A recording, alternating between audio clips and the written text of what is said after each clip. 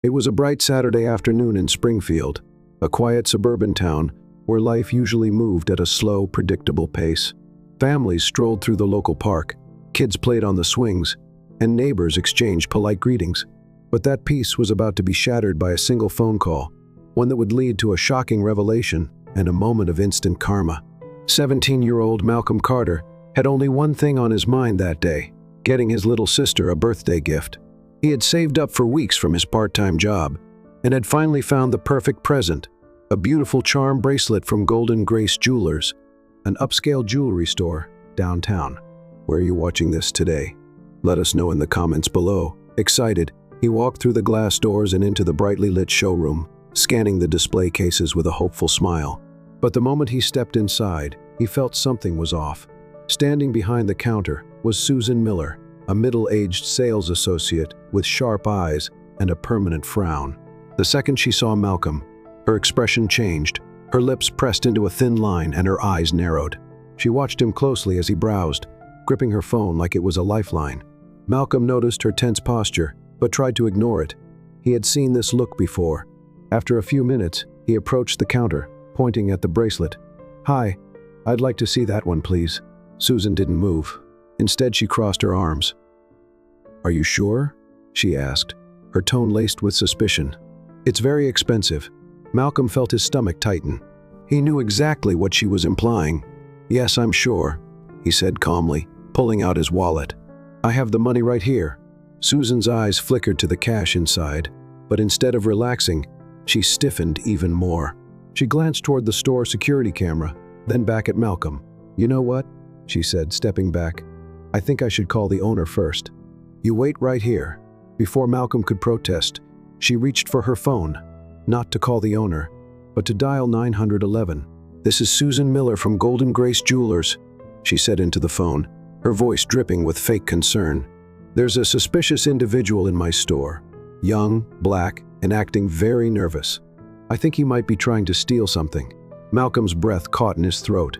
Did she really just call the cops on him? He couldn't believe it. He had done nothing wrong, nothing but walk into a store and try to buy a gift for his sister. Yet here he was, being treated like a criminal. "Ma'am, I haven't done anything," he said, trying to keep his voice steady. Susan gave him a smug, condescending look. "Then you have nothing to worry about," she said. "The police will sort it out." Malcolm clenched his fists, his heart pounding as the sound of approaching sirens filled the air. Within minutes, 2 police officers burst through the doors. "There he is," Susan said, pointing at Malcolm like he was a wanted fugitive. "I caught him trying to rob the store." One of the officers, Sergeant Daniels, immediately reached for his handcuffs.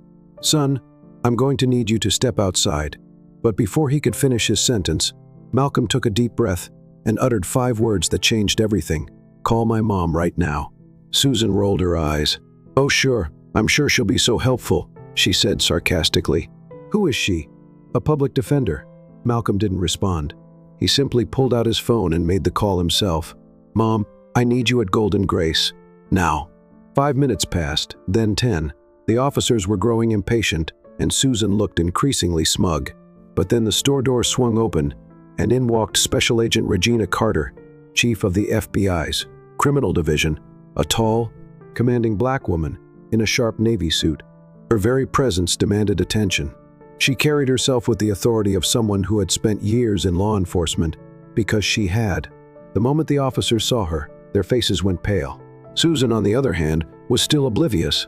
"Ma'am, thank goodness you're here," she said, assuming Regina was just another police officer. "I caught this young man." But before she could finish, Regina held up a badge, the kind that outranked everyone in the room. "I'm Special Agent Regina Carter, Chief of the FBI Criminal Division, and I'm also this young man's mother." The entire store fell silent. Sergeant Daniels gulped audibly. The second officer took a nervous step back. Susan, she looked like she had just seen a ghost. For the first time, Susan was speechless. She opened her mouth, then closed it again, her face turning red with embarrassment.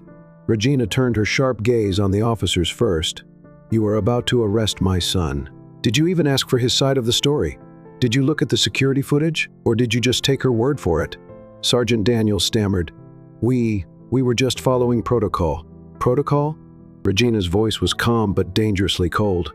Protocol means investigating before making assumptions, but you didn't do that, did you? Neither officer said a word. Then Regina turned to Susan. And you, she said, her eyes piercing.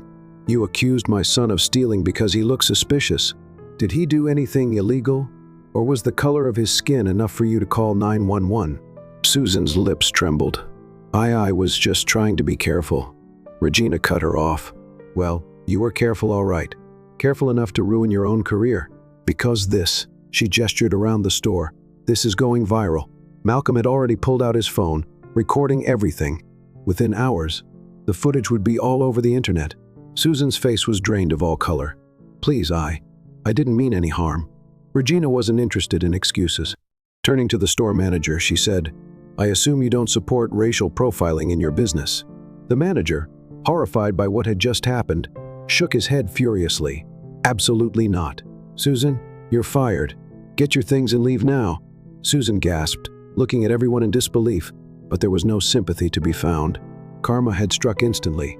As she gathered her things and shuffled toward the exit, Malcolm finally spoke up, his voice calm but firm. All I wanted was to buy a bracelet, he said. Guess I got something more valuable instead. Justice. And with that, the boy she tried to humiliate walked out with his head held high, while she walked out in disgrace. If you enjoyed this story, don't forget to like, comment, and subscribe for more inspiring tales. Together, we can spread valuable lessons that remind us of the importance of humility, respect, and human connection. Thanks for watching. Have a nice day. Copy.